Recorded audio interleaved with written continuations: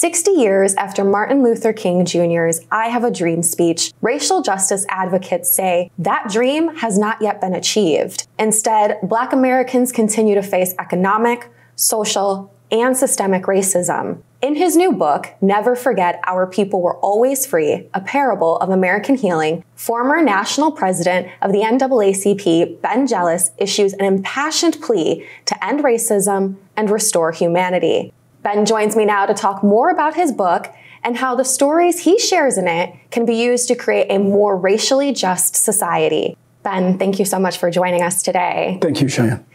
I'd like to start with the title of this book, Never Forget Our People Were Always Free. Talk to me a little bit about what that means and how that message perhaps portrays or is seen in some of the work that we see from civil rights activists like Martin Luther King Jr. to today's activists. You know, that phrase, as I figured out researching my book, was a battle cry from the first woman to be enslaved on my grandmother's maternal line. It was passed down.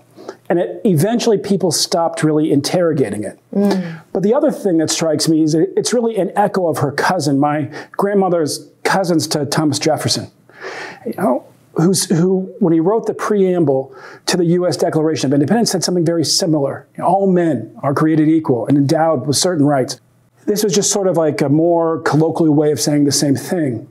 But this battle cry that was handed down in the family resulted in the women on that maternal line being especially rebellious, running away from slavery, suing their school district when they were 12.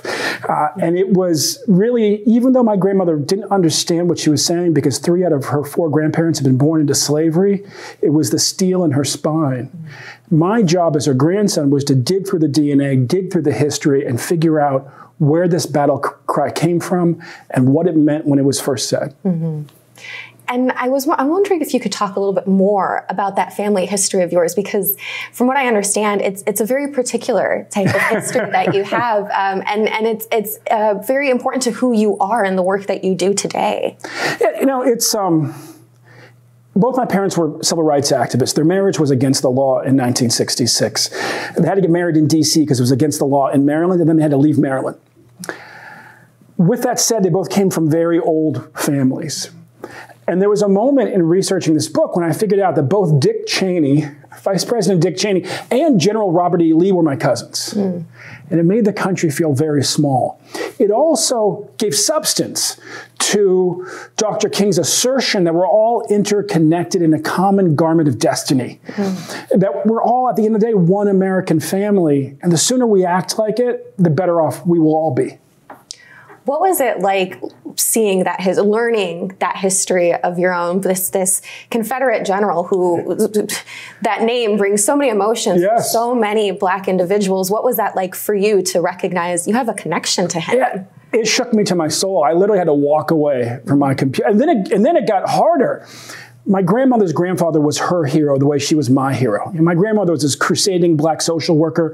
Her most famous protege is Senator Barbara Mikulski. She trained her as a social worker when she was in her 20s. And yet I really didn't understand my grandmother's grandfather, and she didn't understand him fully. So I dug into his history. Here's a man, leader of the Black Republicans in Virginia, the early 1880s, when the Republicans were the radical party. Reconstruction had ended in 1876, but Jim Crow had not yet begun. And the old plantation owning class, because the Confederates had been reenfranchised, were taking over the state, and they were swearing they would shut down the free public schools.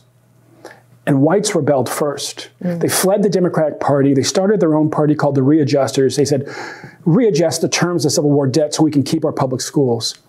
And my grandmother's grandfather looked at them and said, that's our fight too. We started those schools.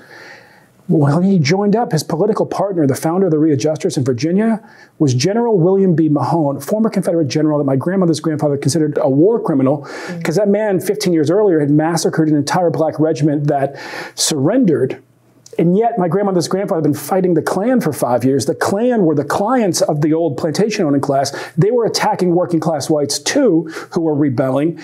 They now had a common enemy. And you know, a war criminal starts to look pretty good when you're fighting the Klan. These two men team up. Bottom line, what they achieved They took over the government of Virginia. They preserved the future of free public education. They radically expanded Virginia Tech to make it what it still is, the working person's rival to UVA. They created the first public HBCU, what we now call Virginia State. They abolished the public whipping post that was still being used for blacks, and they abolished the poll tax. And that, I've been a voting rights champion my entire life. I was always taught that the poll tax was woven into the 1902 Virginia State Constitution to attack black power. And indeed, it disenfranchised 80% of blacks.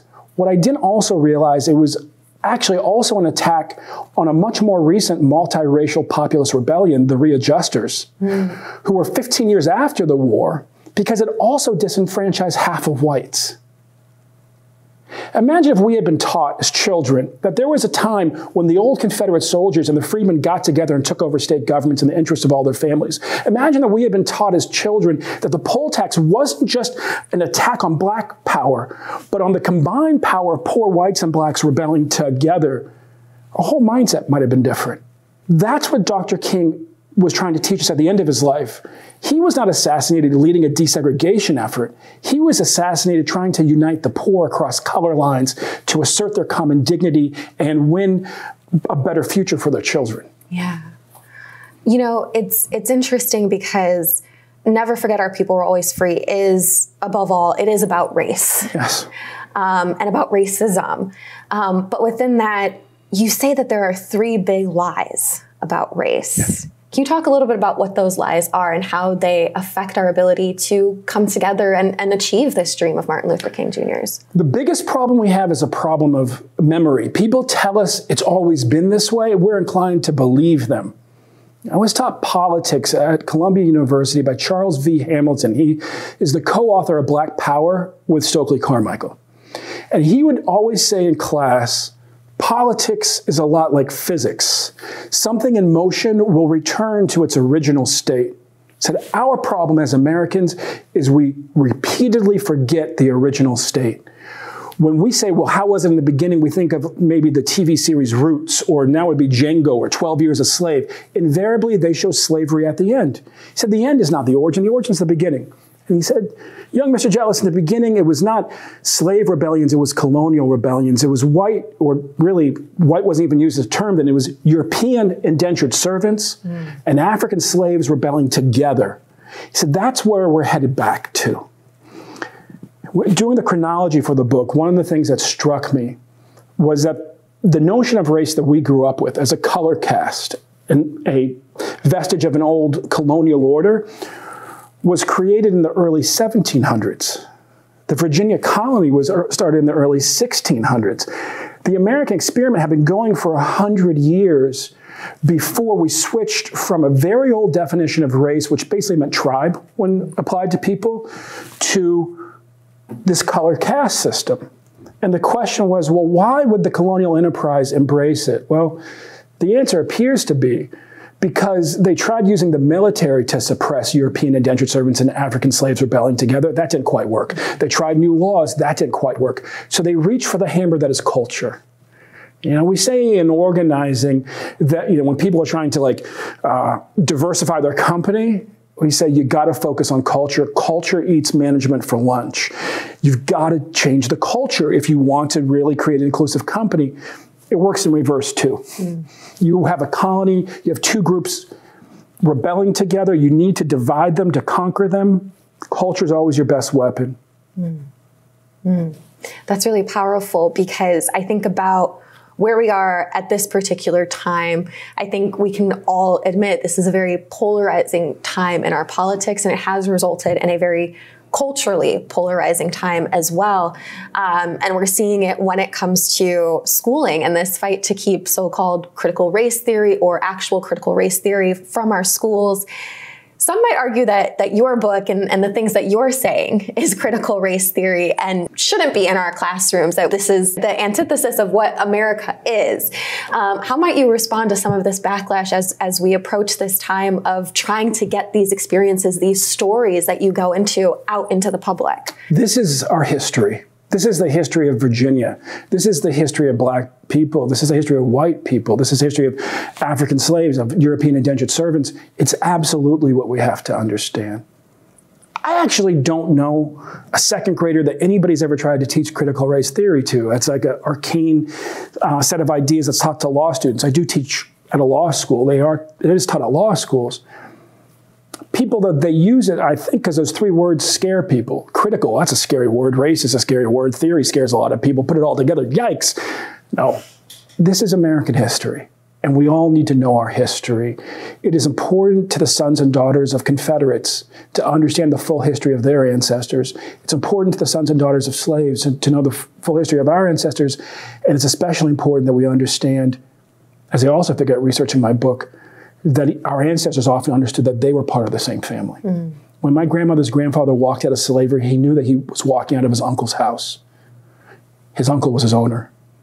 His uncle was dying, and in his will dedicated a full paragraph trying to protect my grandmother's great-grandfather, her grandfather's dad, who he understood to be his brother. Mm. They were raised in the nursery together. There was an intimacy there that complexifies it. Doesn't excuse anything, may not even explain anything, but it does complexify it. And it does affirm Dr. King's assertion that we're all one American family. Mm. It's really important also that we understand that racism, this is like the third lies that racism just hurts black folks. It just hurts brown folks. And in our own experience, it certainly feels that way. But what Dr. King was assassinated trying to do was to unite poor people.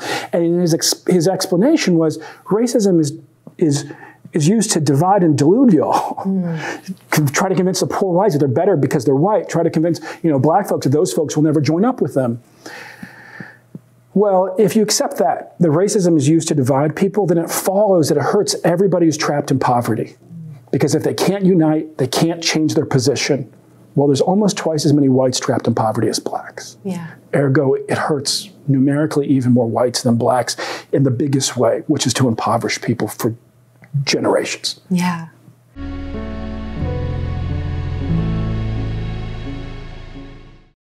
When we look at the political turmoil, the cultural turmoil that we're seeing, I think, we see a lot of these laws limiting these certain teachings mm-hmm. in red states, in red districts. But you've been doing some work to make sure that you're speaking with Republican leaders, conservative leaders, that this isn't just this is a bipartisan issue we all need to work on together. Talk a little bit about the experiences that you're having and what you're trying to bring to the attention of our Republican governors. My experience always goes back to that of being a criminal justice reformer, somebody who spent their life in prisons and on death rows with inmates. And invariably when you walk in, like I talk in the book about walking into the Maine State Prison, and you're overwhelmed with how many white people are there. Mm. 3/4 of the members of the NAACP chapter inside the Maine State Prison are white. They're almost universally poor. And they're looking for a movement that will have their back. White evangelicals understand this too because they do prison ministry. And so when I was president of the NAACP, I was able to find common cause with Nathan Deal in Georgia, Rick Perry in Texas, Arnold Schwarzenegger in California about shrinking their prison systems. With the backing of the Tea Party, wow. With the backing of Grover Norquist, Newt Gingrich. In Virginia, I had a very unique experience. I went to Democratic Governor Tim Kaine, now a U.S. Senator, and he was in the season of clemency at the end of his term. And I said, please, Governor, your state, it's one of 2 states that has a lifetime ban on formerly incarcerated people voting, of all colors. They can never vote again. They can never reintegrate themselves in society. He flatly said no. Mm. I went to his Republican successor, also associated with the Tea Party, also an evangelical, Bob McDonnell. And I said, Bob, Tim wouldn't do this, would you? And he said, absolutely. It's the right thing to do. In his letter from a Birmingham jail, Dr. King had harsh words for moderates like Tim Kaine who know better and do nothing. This was a man who profited by preaching to black people. He was a civil rights lawyer. But when the NAACP itself asked him to have courage, he wouldn't. And yet here we had a Republican governor whose own life experience had taught him, growing up lower middle class as I did, there were a lot of good people behind bars. They had redeemed themselves. And his Christian faith called him to recognize the right to redemption. And that's what gave him courage. We need more of that in both parties. Mm-hmm. I have to ask, as We see over the last year some incredible achievements by Black leaders across the country. We saw, of course, Ketanji Brown Jackson become the first female Black Supreme Court Justice. Karine Jean-Pierre becomes the first Black female White House press secretary. Recently, Representative Hakeem Jeffries becomes Democratic leader in the House. Are these steps towards achieving Martin Luther King Jr.'s dream of that we don't see color, or they're not judged on the color of their skin, but the content of their character? Are we getting there yet? I think increasingly Americans, honestly, if I'm truthful, in both parties, are prepared to look beyond color. You know, I live in the exurbs of D.C., way out in Pasadena, Maryland. The Washington Post, I think incorrectly, is referred to as the most racist community in Maryland. Kathy Hughes and I both live there, by the way.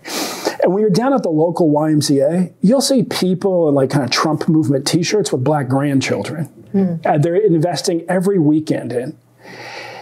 Very different from the Maryland that my parents had to flee. So I do think there's real progress being made on race in a lot of ways, and those accomplishments speak to that. But we also have to sit with the fact that when Barack Obama was elected, 48% of Black folks lived in poverty. When Dr. King was assassinated, 48% of Black folks lived in poverty. And again, Dr. King was assassinated trying to unite the poor to end that poverty. That's the unfinished work. That's the baton to be picked up. We all have to pick that up. And right now, both parties honestly profit by betraying the poor too often. We need to have the courage of King. I think perhaps one of the questions on so many folks' minds as we head into Martin Luther King Jr. Day and this legacy that he left behind, what are some of the ways Americans, an everyday American, Black, white, what can they do to fight against or to end systemic racism? It's a big question. You know, it's ultimately, I talk about this in the book, it's a couple things. You know, one is obviously, you put yourself in somebody else's shoes. You think for a moment what it's like to be them. My father's white, and he's been a champion for racial equality for a long time. And I said, what have you learned as a white guy about tearing down those walls from the inside institutions? He said, Benny, you know, it's real simple. He said, I tell white men all the time. He said, the moment that you feel like you're doing something that a missionary might do, you're about to preach, just stop. What people don't need is advice. What they need is for you to back them. And white men in corporate America know what it's like to be backed. I sit on company boards. I've seen CEOs perform very badly and then have a board chair say, but knowing what he knows now, that's what it's like to be backed. In the South, there's a saying, give that boy enough rope to hang himself. You know, that's what it's like to be Black in corporate America often. You're given one shot. And you get tangled up in that rope, you're done. But white men know, man, there were days when they got a DUI. There were days when they showed up to work way late for the wrong reasons. And yet somebody said, it's okay. I got your back. Women in the workplace, Black folks, brown folks in the workplace, Native Americans, Asian Americans, we need people to back us. Now, what I say to white guys also is this: when you do that, your life gets better. What's killing white men in America, privileged ones, is suicide. And what drives suicide is isolation. They have higher suicide rates than poor Black men have homicide rates per thousand. Well, the moment that you step across that gender gap, that you step across that racial gap and become an advocate for inclusion, man, you're more interesting to yourself. You have new friends, you're at new parties, you have new things to talk about. And another secret about men in America is that our social networks shrink after our last year of formal education. For women, it blows their mind because their social networks tend to expand until 10 years before death. And so, you know, some guys will say, well, you know, I became an advocate for inclusion at my workplace, and I realized I was getting more out of it than them. I'm like, that's okay. It's like when we mentor kids, at some point you're like, oh, I'm getting more. That's because what the other folks are getting is something they can only get from you, which is somebody who's in the old boys club backing them. Ben, thank you so much for your time today. We appreciate you coming in and discussing your book and this very complicated topic of how we can end systemic racism and achieve Dr. Martin Luther King Jr.'s dream. Thank you, Sharon.